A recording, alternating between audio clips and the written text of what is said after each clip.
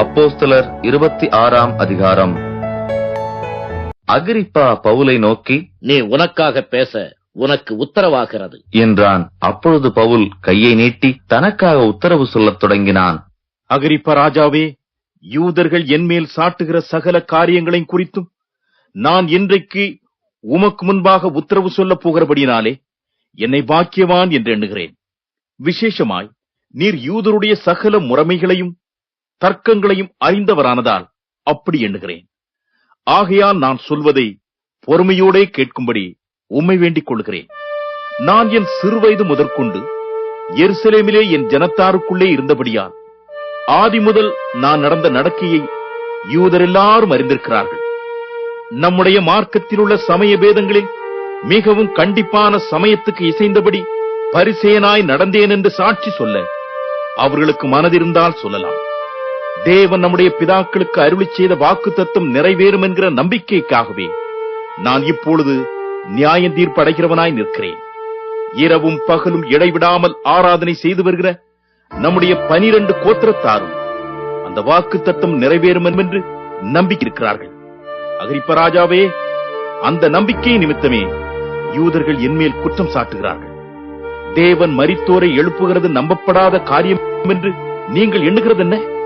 முன்னே நானும் நசரேயனாகிய இயேசுவின் நாமத்திற்கு விரோதமாய் அநேக காரியங்களை நடப்பிக்க வேண்டும் என்று நினைத்திருந்தேன். அப்படியே நான் எருசலேமிலும் செய்தேன்.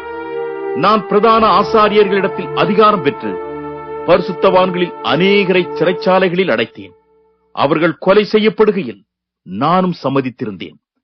சகல ஜெப ஆலயங்களிலும் நான் அவர்களை அநேகந்தரம் தண்டித்து தேவ தூஷணம் சொல்ல கட்டாயப்படுத்தினேன். அவர்கள் பேரில் மூர்க்க வெறி கொண்டவனாய் அந்நிய பட்டணங்கள் வரைக்கும் அவர்களை துன்பப்படுத்தினேன்.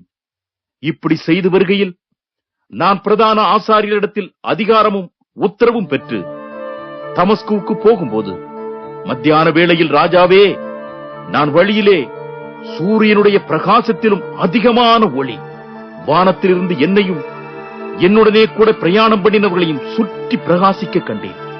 நாங்கள் எல்லாரும் தரையிலே விழுந்தபோது, சவுலே, சவுலே, நீ ஏன் என்னை துன்பப்படுத்துகிறாய்? முள்ளில் உதைக்கிறது உனக்கு கடினமாம் என்று எபிரேய பாஷையிலே என்னுடனே சொல்லுகிற ஒரு சத்தத்தை கேட்டேன். அப்பொழுது நான், ஆண்டவரே, நீர் யார் என்றேன். அதற்கு அவர், நீ துன்பப்படுத்துகிற இயேசு நானே. இப்பொழுது நீ எழுந்து காலூன்றி நில்.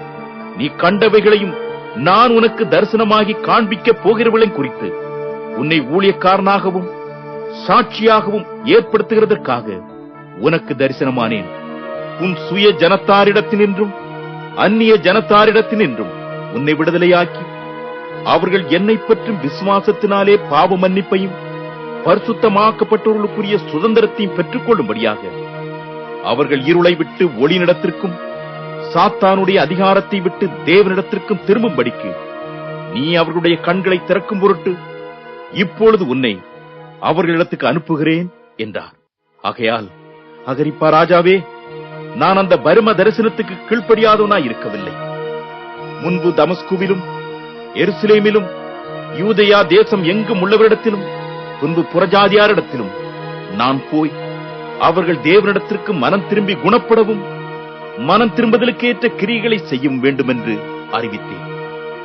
இது நிமித்தமே யூதர்கள் தேவாலயத்திலே என்னை பிடித்து கொலை செய்ய பிரயத்தனம் பண்ணினார்கள். ஆனாலும் தேவ அனுகிரகம் பெற்று நான் இந்நாள் வரைக்கும் சிறியோருக்கும் பெரியோருக்கும் சாட்சி கூறி வருகிறேன். தீர்க்கதரிசிகளும் மோசேயும் முன்னமே சொல்லியிருந்தபடியே கிறிஸ்து பாடுபட வேண்டியதென்றும் மரித்தோர் உயிர்த்தெழுதலில் அவர் முதல்வர் ஆகி சுய ஜனங்களுக்கும் அந்நிய ஜனங்களுக்கும் ஒளியை வெளிப்படுத்துகிறவர் என்றும் சொல்லுகிறேனே என்று வேறொன்றையும் நான் சொல்லுகிறதில்லை என்றான். இவ்விதமாய் அவன் தனக்காக உத்தரவு சொல்லுகையில் பெஸ்து உரத்த சத்தமாய், பவுலே, நீ பிதற்றுகிறாய். அதிக கல்வி உனக்கு பைத்தியம் உண்டாக்குகிறது என்றான். அதற்கு அவன், கனம் பொருந்திய பெஸ்துவே, நான் பைத்தியக்காரன் அல்ல. சத்தியமும் சொஸ்த புத்தியும் உள்ள வார்த்தைகளை பேசுகிறேன். இந்த சங்கதிகளை ராஜா அறிந்திருக்கிறார். ஆகையால் தைரியமாய் அவருக்கு முன்பாக பேசுகிறேன். இவைகளில் ஒன்றும் அவருக்கு மறைவானது அல்லவென்று எண்ணுகிறேன். இது ஒரு மூலையிலே நடந்த காரியமல்ல. அகிரிப்பா ராஜாவே, தீர்க்கதரிசிகளை விசுவாசிக்கிறீரா?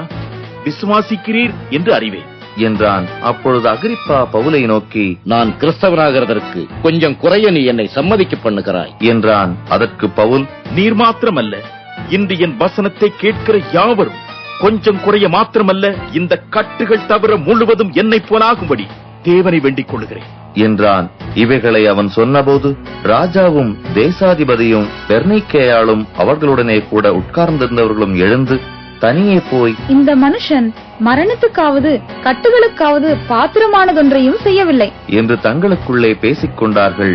அகிரிப்பா பெஸ்துவை நோக்கி, இந்த மனுஷன் ராயனுக்கு அபயமிடாமல் இருந்தானால் இவனை விடுதலை பண்ணலாகும் என்றான். தொடர்ந்து இது போன்ற இறை வார்த்தைகளை கேட்பதற்கு நம் ஜீசஸ் லீட் சேனலை சப்ஸ்கிரைப் செய்ய மறக்காதீர்கள். கர்த்தர் உங்களை ஆசீர்வதிப்பாராக. ஆமென்.